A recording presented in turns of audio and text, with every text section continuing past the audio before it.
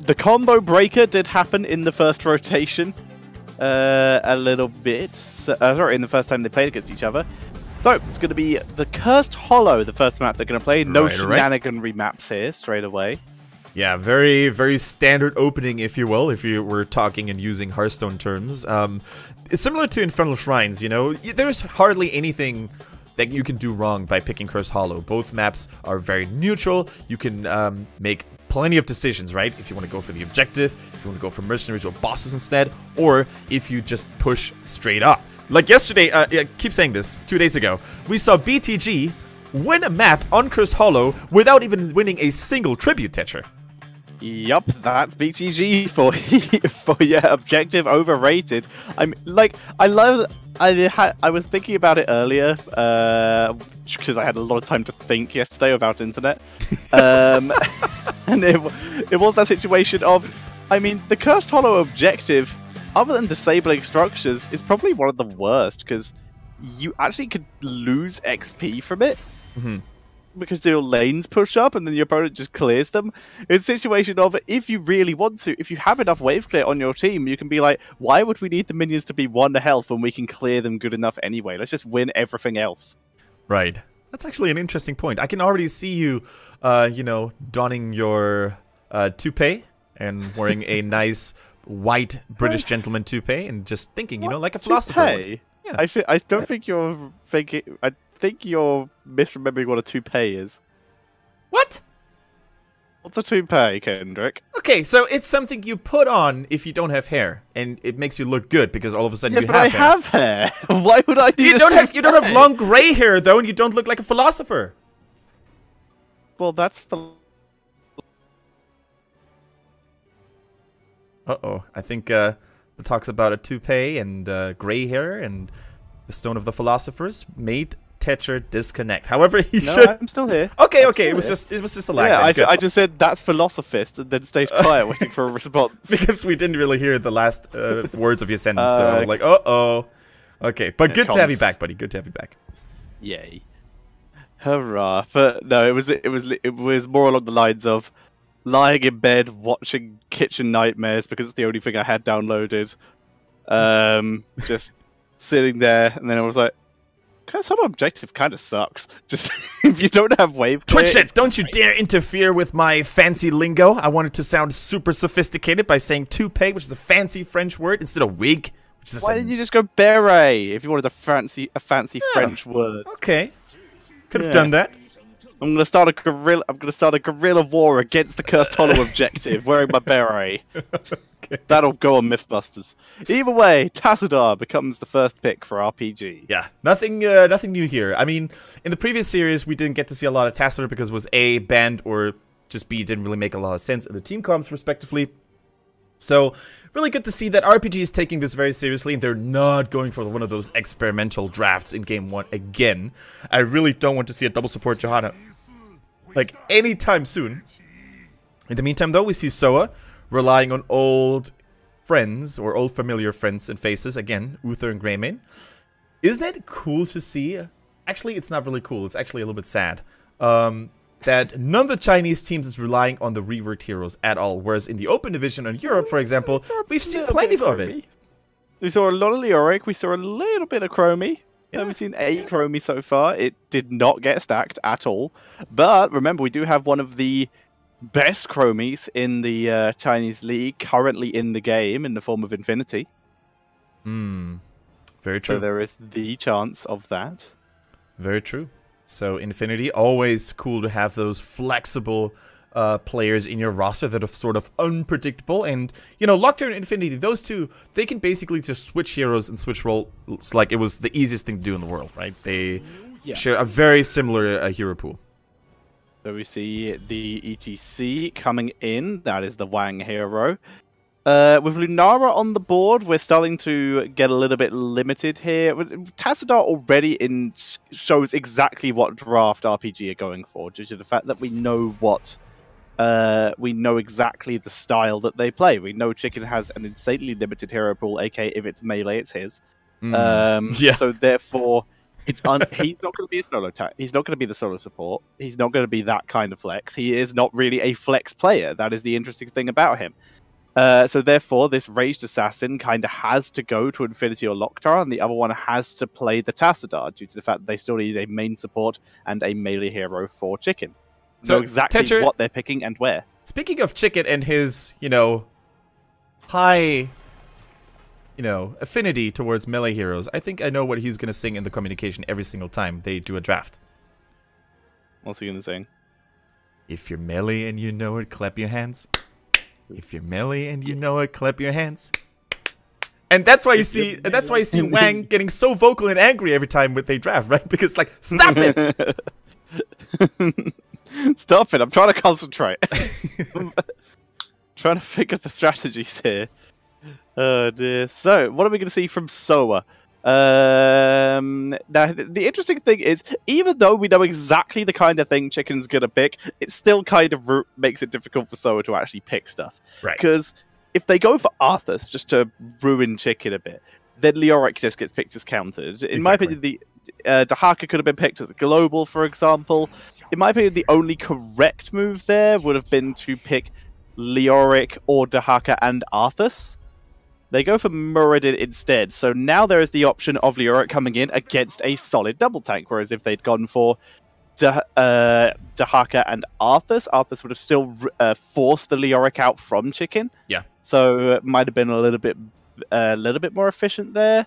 It's still going to be Leoric from Chicken, unless he wants to go very weird, but he is now open, if he really wants to pick something else, because Muradin is not as effective against those melee heroes as Arthas is. Yeah, very true. Now, I do want to see the support they're going to pick here, RPG that is, because they were the ones banning out the Ariel, and still they go for Lunara, which is normally, the golden combo. So, which hero do they think is going to be the worthy replacement? Maybe the Rhaegar, maybe the Brightwing. So, this is a Chicken Arthas? Would say so. Yeah, Wang is definitely the better ETC player. Without ever having seen Chicken's ETC, I'm at the point where I don't think we've seen either. I don't think we've seen him play Arthas or ETC. I will double check. I mean, there is a possibility for Chicken maybe going on the ETC if he, just practice the hero a little bit, if he goes for a very aggressive playstyle, maybe with the stage dive. It's a very similar thing to do than, let's say, having a Dahaka, which he's very good at. Okay, well, he has played Neva. As a reminder, we have seen in HGC China a auto-attack Arthas. Very with true. The attack speed talent at level... The icy talons. Yep. Yeah, exactly. And just smashing down with that with Rune Tap. It was surprisingly effective. Oh, it is totally a viable route to build Arthas if, and that's a big if, Tetcher, the enemy team doesn't have a lot of crowd control effects to basically keep you at bay. And look at the lineup that SOA so far is going to bring to the table. They've got the Muradin slow and stun, they've got the Uther disengage, the Draggy Tongue, and the Gust. So no, I don't think we're going to see that one. Yeah. So double global coming in here with that false stat for SOA. So I've just checked here. Chicken has neither played Arthas nor ETC before. Wang has obviously played both. His Arthas has a 50% win rate. His ETC has a 20% win rate. Yeah, really cool and interesting Johanna drafts. remains on a solid 0. Now, Tetcher, as a long-time RPG fan, yes. How satisfied are you with the draft in Game 1 that RPG brought in here?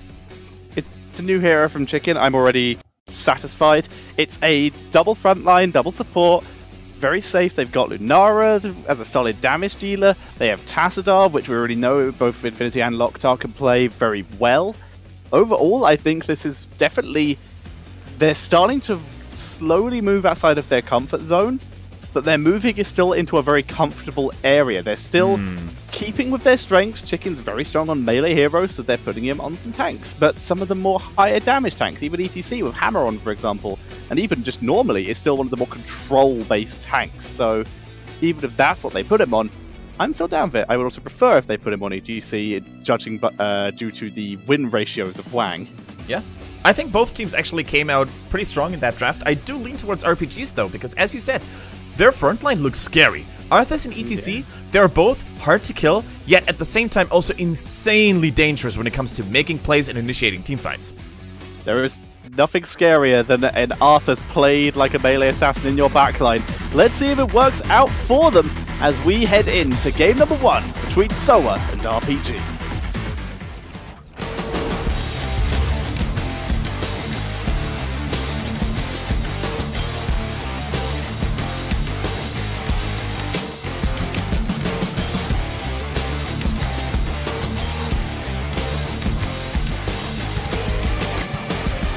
Right, ladies and gentlemen, sporting on the left-hand side, it is Start Over Again, aka SOA, with Faye on Dahaka, Uncle G on Uther, TY playing the Grey Main Spark BZ on Muradin, and Molly on Falstad.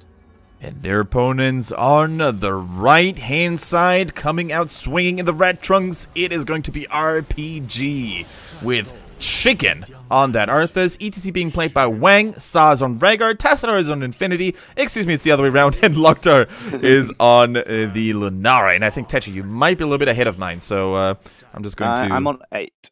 Yep, let me just double check real quick. Okay. So, once again, statistically, this is the wrong choice with Wang on the ETC. A 20% win rate is obviously significantly worse than a 50% win rate. But I still like that they've put Wang on the ETC because he's definitely more comfortable at choosing those engagement opportunities, and ETC has to go deeper to choose his engagement, whereas putting Chicken on a hero where he's able to move into the backline and just cause chaos pretty safely is still a much more reasonable ask of him than saying, hey, you know what, you're ETC now, you choose when we fight, which is not always going to work. So overall, I'm happy with this particular choice by RPG. I think a lot of it comes down to who's the shot caller, like the main shot caller as well. And I'm almost 100% certain that it is Wang who normally goes for the shots. So it's definitely not Chicken. Oh yeah, it's definitely not Chicken. The amount of solo laning he does. Speaking of soloing, Loktar is about to be soloing as Sar gets taken out by the double global gank. Sorry, no, that was just single global and just a roam up to the top lane. Very solid. Oh, beautiful dodge actually here by Dehaka. Just for the good looks, you know, I don't think he would have died no matter what, but it's nice to see those little lightning reflex plays here. But in the meantime, as you said, Tetra, a beautiful rotation onto the top lane. Rhaegar did get caught off guard, and a lot of structural damage done here already. And that is beautiful, because if you put the pressure on the top lane early, if you're on the blue side, or on the left-hand side, I should say, then the imminent siege giant pressure coming in from that top camp is going to be much more dangerous even to face. So at the 2-minute mark, it wouldn't surprise me to see the Grey Main go there, maybe supported by, let's say, Uther to keep him safe and sound. No, Uther's going to stay top. But yeah, this is already a nice foundation for future mercenary pushes. Molly gets his ass thoroughly whooped in the mid lane, as Wang is able to just drop huge amounts of damage with a nice bush power slide there. Yep. As we do see FarmBZ still hanging around up in the top lane. This is more for protection than the gank potential, due to the fact that Grey Main isn't here, which would be any follow-up damage due to the fact he's taking the Mercs, as we said earlier. Really cool to see that not much has changed in terms of, you know, how most pro players build Falstad. I mean, Falstad has kind of, you know, vanished out of the competitive scene for the most part. Used to be a staple for a long period of time a few months ago, but still the build is relatively equal. So we have the Season Marksman, we have the Life Leecher at level 4, and we're most likely going to see a Giant Killer at level 13, which admittedly makes a lot of sense, right? Against those heavy frontliners, it's just a really cool way to build Falstad still. Yep, we'll see a Boomerang coming in. It looks like RPG is just going to ditch this tribute. Yeah, they should. Yeah, they hover around a little, but they just, in the end, rotate back down to the bot lane. We are seeing that Kala's Light coming in for Tassadar due to the fact that Lunara does not attack fast enough to really get the value out of the leeching plasma. So this works for all of the heroes, as opposed to a hyper carry hero, but can still be applied to the hyper carry hero to get decent value. Chicken, not falling for the melee assassin bait of going for the Icy Talons, is instead going for the more standard attack and movement speed slow that he can get with stacks. Yeah, the Frozen Waste here being locked in. Very good choice. As Tetris said, you know, you could still go this very aggressive bruiser high attack speed build if the enemy team didn't have an abundance of stuns and disengage abilities at their disposal. Now, we see both teams going for the Knights camp, the hard bruiser camp in the middle respectively, and it's always nice to see this, you know, this constant back and forth. Like, you go for a tribute or you don't. Either way, in the break in between, you want to go for that next available mercenary camp. However, RPG time there's a little bit better. As you can see, the blue knights are getting demolished near the enemy's towers, and as such, their mercenary camp is going to be more of a threat for a longer period of time. Yes, it will. So we see Fei just hovering around in the top lane, just clearing up as best he can, and actually giving Arthur some stats there. Might not have been intentional. Oh, I got a big old spike there. That's not ideal. Okay, I'm going to take over, no problem. So we see that tribute being in a very good spot if you're a Team SOA. It's very close to your healing fountains. It's a good choke point if you come in swinging as a team to combined. But it looks like SOA isn't planning on doing so just yet. Uther, Uncle G swinging by, dropping that holy shock. And now it is Dehaka saying hello, and he's going to go for the tongue engage. Game on 9, that will do as we see huge damage onto Lunara, gets taken out. And we are probably going to see Wang go down as well. Without that Arthur's 4v5, nice kills picked up by SOA. They will also pick up their second tribute of the game. Yeah, you simply can't afford to go that YOLO into a team fight when you know that the enemy team has double global and you don't have a single global. So there was no way that Arthas could have joined the team fight in the first place. And if you know that your Arthas is A, not planning on helping you, or B, just simply won't make it in time, then all you can do is just poke it a little bit. But under no circumstances can you afford to go all in, and that's unfortunately what RPG did. I mean, they still did get a little bit of value top lane, but no, with the boss pushing and distracting and causing a lot of havoc, I think it might be an almost guaranteed tribute for SOA, and that is going to be a curse point. Yeah, we will see when the next tribute comes up, and we are seeing Quicksilver Bullets coming in for Greymane. They are going for ranged auto attack to try and stay away from that Arthas. Yep.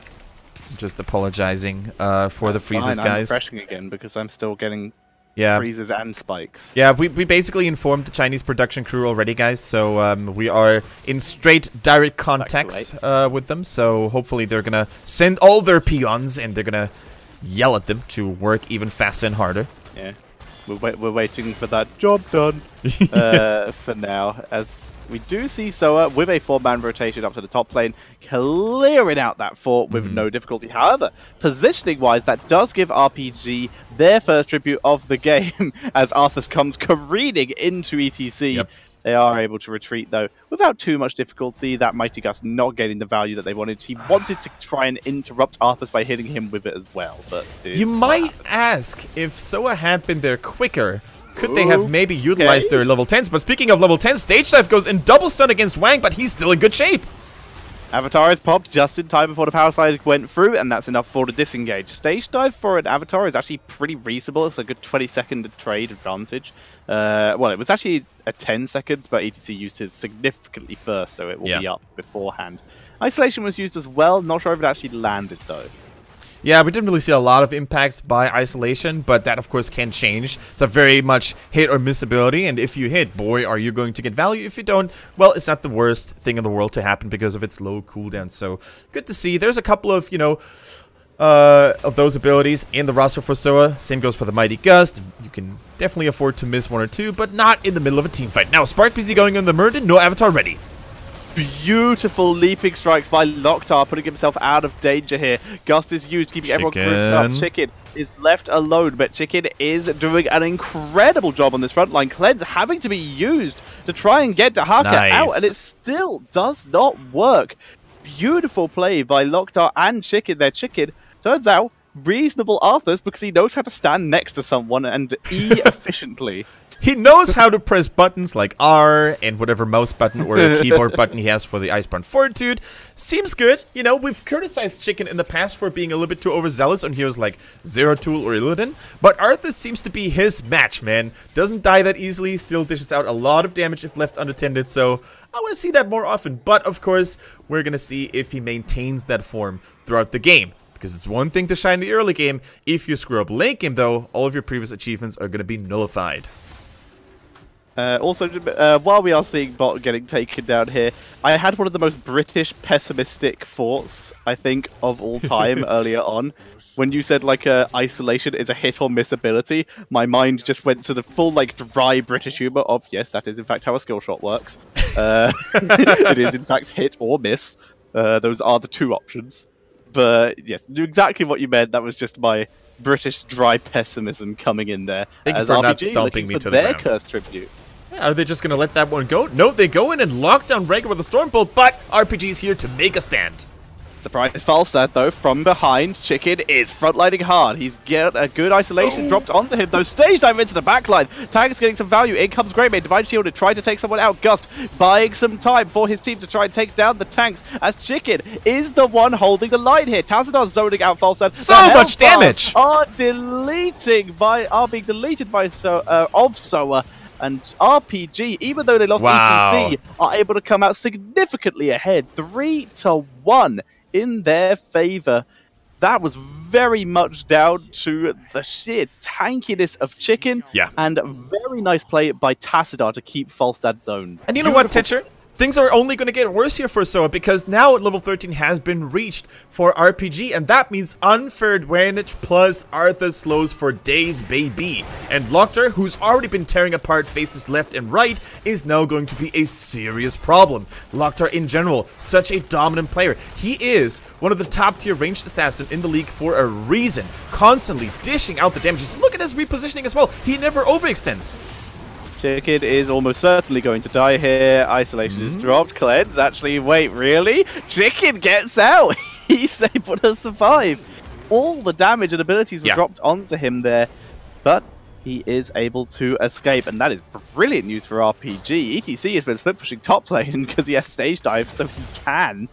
We also had Biting Cold coming in for Arthur, so he was able to even drop a little bit of damage in that time. Moving in with very low health, they're going to just try and grab a boss. They can't push any further, so get what they can. A little bit of a missed micro by Chicken there, but SAR's on point to get the tanking in instead.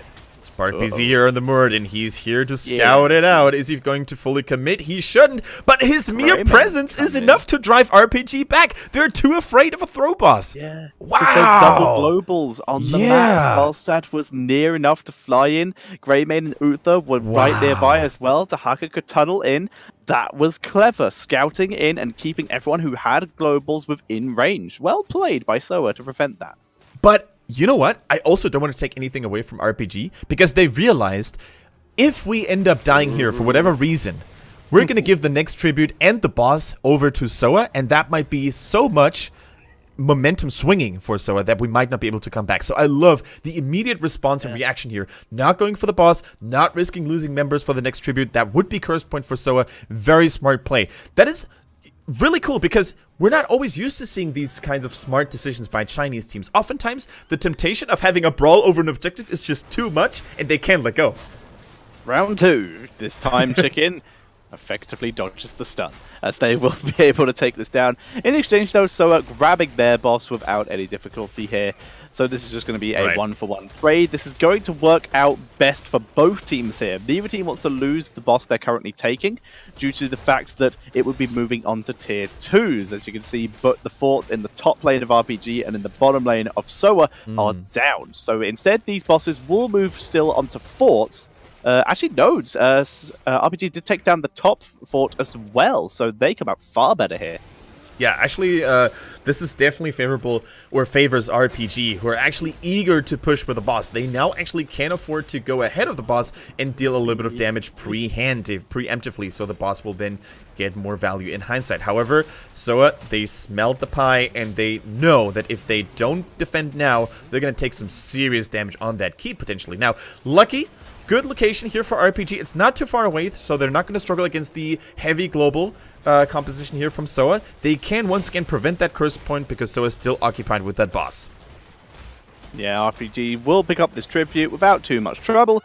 Excuse me, ETC is already down in bot, helping clear up the boss, which has already been severely weakened by the 2 towers. True. It may get 1 tower if it's lucky. Yeah, we'll take down the tower. Second one should survive. ETC should clear that along with the help of the minion wave.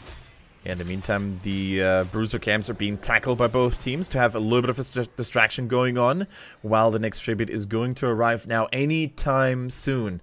ETC has dealt with the boss successfully. Look at how closely matched both teams are in terms of structures, in terms of overall progress, and of course in terms of overall global experience. This is definitely the most intense game right at the get-go that we've had in today's playday.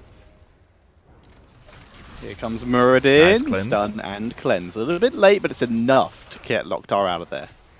Yep, once again, Lunara seems to be priority. Gets blinded by the isolation and is now being chased.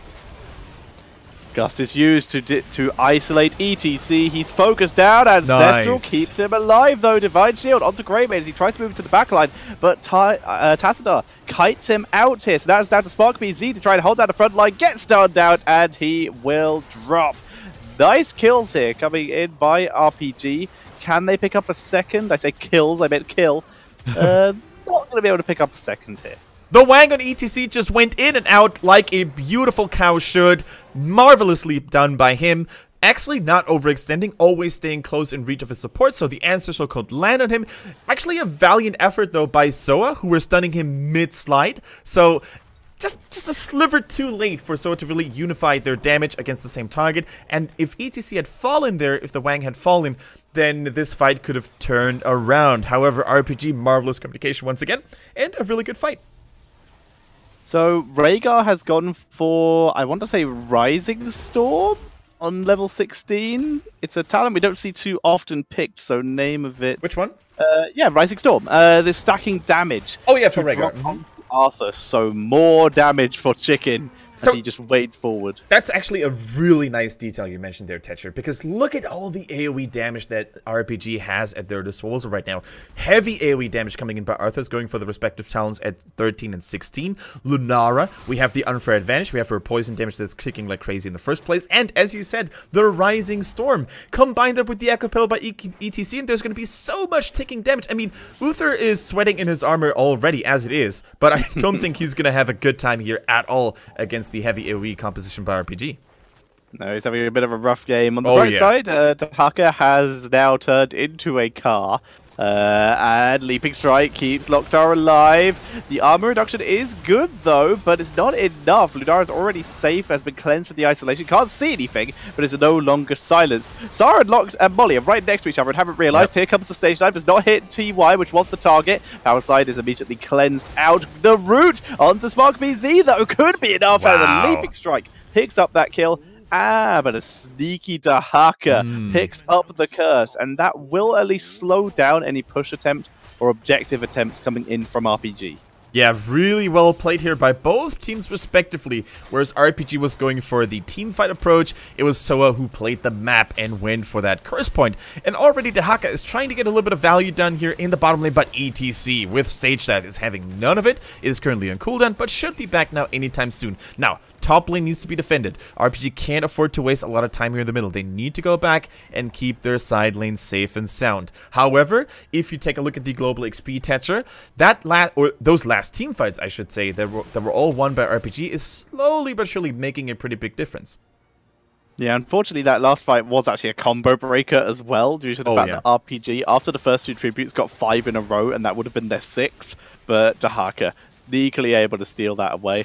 They do lose top towers, like you said. They did go up and clear it, but a tower was already taken down. So we're going to try and make the most out of the situation and try to take a boss. They do have Gust. Everyone else is a bit far away. ETC has Stage Dive. Arthur sees this. There's no Emerald Wind. This is just kind of down to ETC, just face melting here. Here's the Stage Dive. Chicken is still alive. There's going to team fight it. Chicken's tanking it. Divine Shield. And it expires. TY takes a boss hit and is dropped low fast and down. That's the boss secure taken out. And with Uther dead, that is a boss stolen by RPG and 3 kills. That might be GG. They can just go in.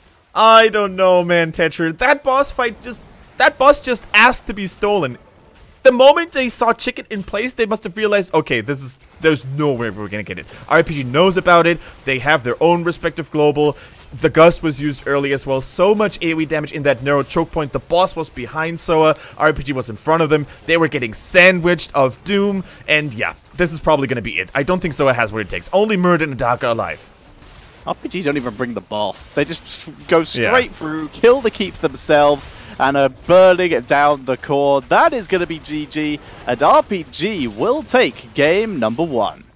Alright, Dahaka realizing there was nothing to be done. Even if he had used the teleport or the brush sucker to help his core in need, there was no way they could have defended it. And SOA, they're going to have to ask themselves, what was that draft? Why do we pick Uther into a Lunara? Why do we not go for something more dangerous than a false net? It looked like they were getting they were trying to get too many things at the same time, not really relying on either of their strengths. And it is quite quite unusual to see that RPGs are the ones who are turning it up in that first game in terms of drafting, because Tetra, their draft looked insanely synergetic. Yeah, usually RPG just lose the first draft and then just win the second ones. But this time they were actually able to turn it up from the start with a new hero that one of their players has not played before. So a little bit of flexibility there. And Wang, once again, showing that even though he has a low win rate on ETC, it's because it's played so often and they've had some of those wonky games. And I honestly thought that Chicken was dead in that last fight because the stage dive was a little too late. But it turns out not only is the Wang a rock star, he is also Gandalf, because Wang is never late, neither is he early. He arrives exactly when he is needed. Oh yeah, I love the sound of that. Now... You have to say it like that. It is true. It is true. I mean, we have to give major credits to the Chicken Wang duo once again. It is what RPG was known for last phase, and it was something that, or it has been something that was kind of lacking this phase. You never had the feeling that, you know, Chicken's always there to follow up on Wang's initiation. It was never like Wang has had those ETC godlike performances or the Stitches hooks of Doom. It was always like Lockjaw and Infinity, the ranged assassins were the ones who seemed to carry most of the games. But now, with RPG both rocking on that melee and range department, they're looking mighty scary.